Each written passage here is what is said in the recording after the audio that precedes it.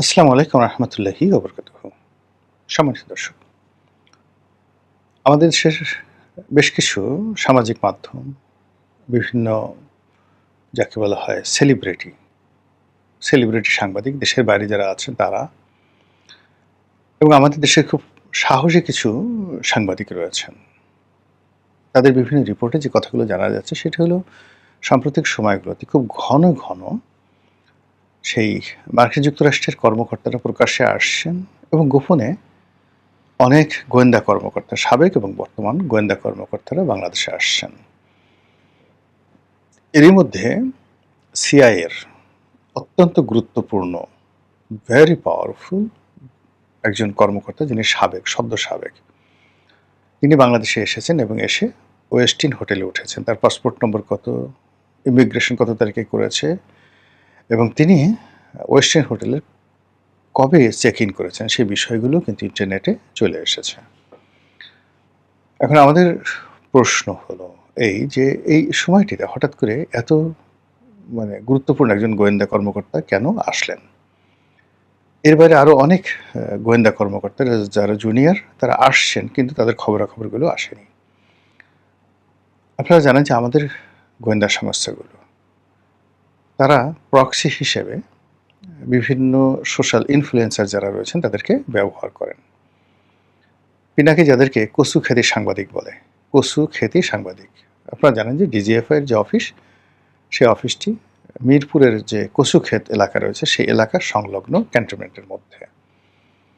তো দীর্ঘদিন ধরে আমরা জানি, লক্ষ্য করি যে ডিজিএফআই আমাদের মিডিয়া নিয়ন্ত্রণ করার চেষ্টা করছে। এখন আসলে মিডিয়া বা মূল ধারার যে সংবাদ সেটা অতটা গুরুত্বপূর্ণ হয়ে ওঠে না।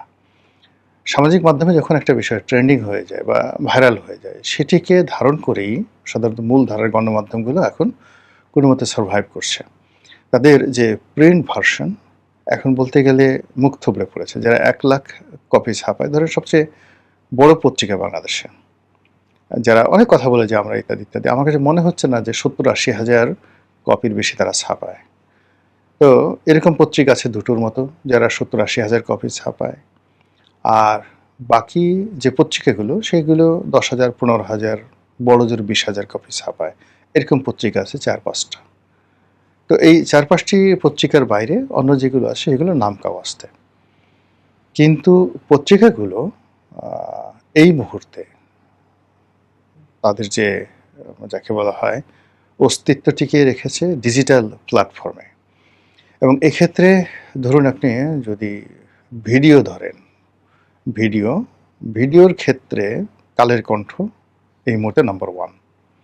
আর যদি ফটো কার্ড ধরেন, সেই ফটো কার্ডের ক্ষেত্রে এই মুহূর্তে বাংলাদেশে নাম্বার 1 ইত্তেফাক। তো ইত্তেফাক যেকোনো একটা খবরকে নিয়ে ফটো কাট করে যখন ফেসবুকে ছেড়ে দিচ্ছে, কালের কণ্ঠ যখন তাদের একটা ভিডিও সে ইউটিউবে ছেড়ে দিচ্ছে, আবার ফেসবুকে ছেড়ে দিচ্ছে, ওটা যখন ট্রেন্ডিং হয় তখন প্রিন্ট ভার্সনগুলো বা ইভেন টেলিভিশন মিডিয়াগুলো তখন সেটাকে তারা পিক আপ করে। আবার টেলিভিশন মিডিয়াগুলো যেটা হচ্ছে তারাও কিন্তু একদম 100% এখন ইউটিউব বেস হয়ে গেছে বা ফেসবুক বেস হয়ে গেছে। দেখা গেল যে অন স্ক্রিনে যেখানে একটা ভালো টেলিভিশন টক শো একটা সময় ১০ লাখ লোক দেখতেন, 1 মিলিয়ন যখন একটা ভালো টেলিভিশন, এটা আমি ২০১০-১১ সনের কথা বলছি। তো সেই ১০ লাখের যে স্ক্রিন, এখন ১,০০০ লোকও যখন তাদের অনুষ্ঠান লাইভ চলে দেখে কিনা আমার সন্দেহ রয়েছে। টেলিভিশন টক শো এর এখন মান নির্ভর করে তাদের গেস্ট, ভালো গেস্ট এবং টপিক, এবং ওই ভালো গেস্ট এবং টপিক যখন ইউটিউবে আসে, সেই ইউটিউবে বা ফেসবুকে ওটা কতটা ভাইরাল হয়, এর উপর আসলে টেলিভিশন টক শোর মান নির্ভর করে। তো সেই ক্ষেত্রে আসলে কোনো টেলিভিশন তাদের একটা সিঙ্গেল অনুষ্ঠান দিয়ে তারা ব্র্যান্ডিং করতে পারছে না যে এই টেলিভিশনের এই অনুষ্ঠানের জন্য লোকজন বসে থাকে। যেমন দেখা গেল একটা টেলিভিশনের উপস্থাপক ভালো আছেন, আজকে গেস্ট ভালো নেই। গেস্ট ভালো আছে তো উপস্থাপক ভালো নেই। তো গেস্ট উপস্থাপক দুজনই ভালো, কিন্তু টপিকস ভালো নেই। ফলে টেলিভিশনগুলো বলতে গেলে টক শো বা তাদের যেকোনো অনুষ্ঠানে একটা নির্ধারণ আকালের মধ্যে পড়েছে। এই আকালের এই সময়টিতে সবচেয়ে গুরুত্বপূর্ণ যে ভূমিকা পালন যারা করছে তারা এই সোশ্যাল ইনফ্লুয়েন্সার, যারা ইউটিউব, ফেসবুক, সেখানে বিভিন্ন তথ্য পরিবেশন করছেন, লেখালেখি করছেন, কথাবার্তা বলছেন এবং সেখানে আপনি কচুখেতি সাংবাদিক বলেন বা পিনাকি বলেন বা অন্য কারো নাম বলেন, সেক্ষেত্রে ঘুরে ফিরে তাদের বক্তব্যগুলোকেই মিডিয়া ওন করতে হচ্ছে। তো এমনি একজন সাংবাদিক যিনি জুলকারনাইন সায়ের, তিনি, তারপরে আরও একজন সাংবাদিক ইদানিংকালে মিস্টার শোয়েব, ব্লিটস পত্রিকার সম্পাদক, যথেষ্ট স্ট্রেট ফরওয়ার্ড ওয়েতে কথাবার্তা বলেন। মঞ্জুর আলম পান্না বলেন, মাসুদ কামাল বলেন, তারপর বক্তাদের মধ্যে অ্যাডভোকেট মহসিন রশিদ খুবই একেবারে চাষা-ছোলা কথাবার্তা বলেন। যাই বলেন না কেন ফটাফট সেগুলো ভাইরাল হয়ে যায়। আনিস আলমগীরের কথাও ভাইরাল হয়। কিন্তু এই কথাগুলোর মধ্যে দেখা গেল যে বিভিন্ন একেবারে স্পেসিফিক তথ্য নিয়ে গোপন বিষয়গুলো কে নিয়োগ লাভ করবে, কে বদলি হবে, মানে ওই যে কচুখ্যাতি সাংবাদিক বা ডিজিএফআই এর তথ্য বা অন্য যেকোনো সূত্র থেকে অনুসন্ধানী সাংবাদিক হোয়াটএভার মেবি, এখানে জুলকারনাইন সায়ের অত্যন্ত গুরুত্বপূর্ণ একটা ভূমিকা পালন করছেন এই মুহূর্তে, যেটা একটা সময় পিনাকি ছিল। অর্থাৎ যাকে বলা হয় ডক্টর মোহাম্মদ ইউনূসের জামানাতে যে কাজটি পিনাকি করতেন, অর্থাৎ পিনাকির কাছে যে তথ্যগুলো যেত সেটার কাউন্টার জুলকারনাইন সায়ের দেওয়ার চেষ্টা করতেন, কিন্তু সেখানে পিনাকি আসলে বেটার পর্যায়ে ছিলেন। আবার এখন যেটা হলো, পিনাকির বাজার কমে গেছে, এখন জুলকারনাইন সায়েরের বাজার ভালো চলছে, যদিও সে পিনাকির মতো কথা বলতে পারে না, কিন্তু সে লিখতে পারে, বাংলা এবং ইংরেজিতে সে লিখতে পারে এবং তার কাছে যেহেতু তথ্যপত্র থাকে, এগুলো নিয়ে বাংলাদেশের মূলধারার গণমাধ্যম মাতামাতি করে এবং আমরা যারা দর্শক পাঠক রয়েছে আমরাও কিন্তু এই জিনিসগুলো দেখি জুলকারনাইন সায়ের কী বলেছে। তো সেই জুলকারনাইন সায়ের বা ব্লিটস সম্পাদক সোয়েব সাহেব, তাদের বক্তব্য অনুযায়ী এই যে মার্কিন গোয়েন্দা, সেই গোয়েন্দার আগমন নিয়ে নানা রকম বিচার হচ্ছে, বিশ্লেষণ হচ্ছে। আমাদের দেশে স্বাধীন গণমাধ্যমের কথা বলা হলেও ঠিক মবের ভয়ে ইউনূস জমানাতে স্বাধীন সাংবাদিকতা হয়নি। আর এখন ঠিক আরও ত্রিমাত্রিক প্রশাসনিক ভয়, মবের ভয়, বিএনপির যারা নেতাকর্মী তাদের ভয়, সরকারের দমন পীড়ন থেকে শুরু করে নানা রকম আতঙ্ক এমনভাবে ছড়িয়ে পড়েছে যে বাংলাদেশে বসে ঠিক শেখ হাসিনার জামানাতে যেভাবে তথ্য বলা যেত, এমনকি অনুমান নির্ভর কথাবার্তা বলা যেত, এমনকি গালাগালি করা যেত, সেই জিনিসগুলো এখন একেবারে মানে রিভার্স হয়ে গেছে। তো যা হোক, এখন এই যে মার্কিন গোয়েন্দারা আসছে, কিংবা ধরুন ভারতের গোয়েন্দারা আসতে পারে, তারপর পাকিস্তানের গোয়েন্দারা আসতে পারে, এগুলো অহরহ হয়, কিন্তু শান্তির সময়টাতে যেভাবে হয়, অশান্তির সময়টাতে এগুলো খুব মারাত্মক আকার ধারণ করে।